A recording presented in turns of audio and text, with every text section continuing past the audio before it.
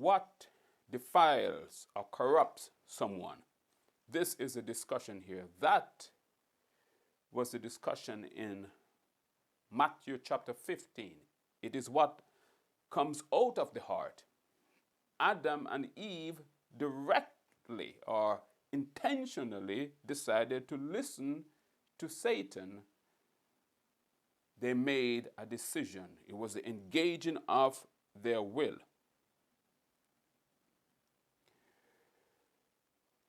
They made a decision to act against God. That is corruption of humans. That is where the corruption of humans began. What defiles a person? A substance, medicine from your doctor, steroids, pork, meat offered to idols, wine, COVID-19 vaccine. They all go into the bloodstream or the digestive system and go out one way or another. Nothing that goes into the human defiles that human being. It is the intent of one's heart and mind. It is about decision. Did you lie? Did you deceive? Did you act against God and His words intentionally? That is what defile you, not to take some medicine, not to take the vaccine.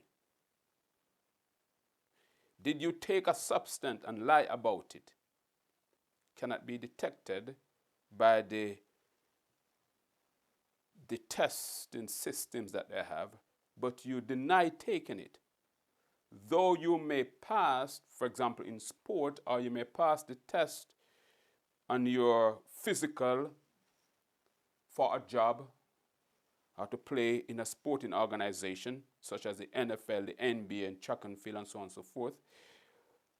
Though you pass the test, you're defiled because you lie about it. The deceit is not the steroids.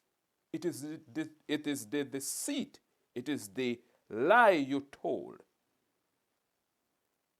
In Acts chapter 5, where Ananias and Sapphira, they had possessions, and they sold the possessions, and they gave to the apostles to distribute or to help the church. But they had a problem. They were in their hearts, they were acting as though they gave everything. But the Holy Spirit revealed to Peter that they didn't give it all. So when the husband came in, he told this lie in his heart. And Peter asked the question, did you give everything? Is this what you sold the land or your possession for? And he said yes, and he fell, he died. The wife came in and she had the same deceit in her heart. And Peter said, the men who dragged or took out the dead body of your husband, they will take yours out. Deceit. Peter said to the husband, you're not lying to humans. You're not lying to a man. You're not lying to a human being. You are lying to God, lying to the Holy Spirit. Deceit is what condemned Ananias and Sapphira. Now, we must ask the question, my fellow Christian brothers and sisters. The question is, what of the Christian faith or the Holy Bible you are intentionally giving up or turning against? That is what will define you, my Christian brothers and sisters. You are acting against God. Are you making a decision against His word? Because the judgment of God will come upon the children of disobedience. You disobey what? You disobey the words of God. Now we can look deeper at what Revelation chapter 13 is all about. Revelation chapter 13 is about worship. It's about worship. And we can compare Revelation chapter 3 to Daniel chapter 3. In Daniel chapter 3, the 3 Hebrew boys were told to worship an image. Whoa. Now we're getting back to the first 2 commandments. The image. When the 3 Hebrew boys didn't worship, it was reported to Nebuchadnezzar that they didn't want to worship. And he summoned them there and said, "You must worship. Is it true that you didn't?" And they said, "Yes, it is true. We will not worship. We do not worship any other God but the one true God."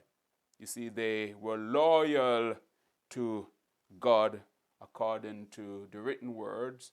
The first of the 10 commandments: "I am the Lord your God. You shall have no other God." The second: "You shall not make any image and worship. You shall not worship idols. You shall not worship an image." What we have in Daniel chapter 3 was an image, and Shadrach, Meshach, and Abednego refused to worship the image. In the book of Revelation, we also have an image, the image of the beast. Stay with me if you will. Revelation chapter 13 is about loyalty. It's about worship. Daniel chapter 3 is about worship, loyalty. There's a parallel there. Both in Daniel chapter 3 and Revelation chapter 13, the people of God are asked to give up God and worship an image.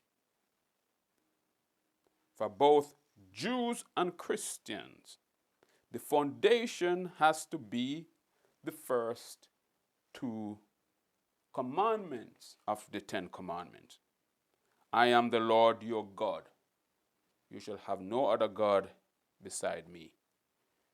Do not make an image and worship it." Those are the first 2 commandments. You can find that in Exodus chapter 20.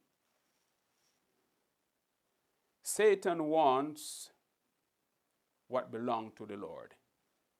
He wants power, glory, and worship. And how does he go about to proclaim himself being worthy of honor and glory, of worship? First, he showed power. In Revelation chapter 13, there was a display of power by the beast. If you go to verse 7, "It was given great power to wage war against God's holy people and to conquer them. And it was given authority over every tribe, people, language, and nation." Given power. If we go down to verse 13, Revelation 13 and verse 13. "And it performed great signs, even causing fire to come down from heaven to the earth in full view of the people. Because of the signs, it was given power to perform on the behalf of the first beast. It deceived the inhabitants of the earth. It ordered them to set up an image in honor of the beast who was wounded by the sword and yet lived. The second beast was given power to give breath to the image of the first beast, so that the image could speak and could cause all who refused to worship the image to be killed. He was given power. So he showed the signs and wonders. And then it reached to the valley of decision. If you do not worship the image, you will be killed. That was the same thing that happened if Daniel, where Shadrach, Meshach, and Abednego, if they didn't worship the image, they were going to be thrown into the fire. And when they didn't, they were thrown in the fire because they decided not to worship the image. And in Revelation here, those who did not worship the image were killed. He was given power to kill. So if you do not worship the image, if you refuse to worship the image, both in Daniel chapter 3 and in Revelation chapter 13, you will be killed. So Satan shows power. He acts as though he is God and deserving of glory. Then he seeks the inhabitants of the earth to worship him. In Matthew 24, verse 22, Matthew 24, verse 22 to 24, Jesus discussing the same issue of the end of days, the eschaton. And he speaks about the power of the evil one. Verse 22. If those days had not been cut short, no one would survive. But for the sake of the elect, those days will be shortened.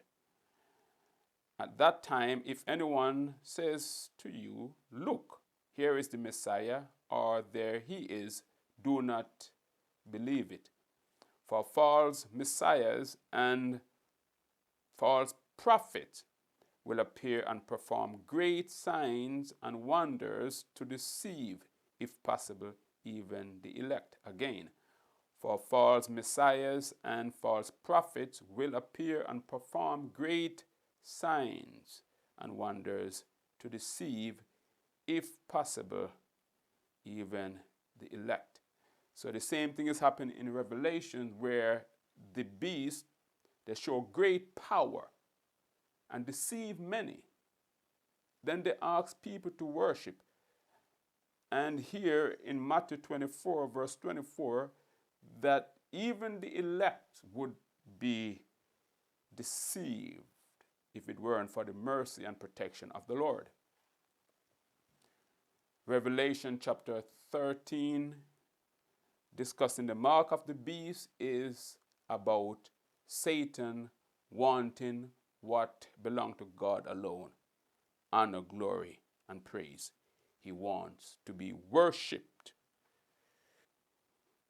You have to remember, my fellow Christian brothers and sisters, the book of Revelation, like the whole Bible, or the entire Bible, calls to obey, fear, seek, and worship the Lord and the Lord only.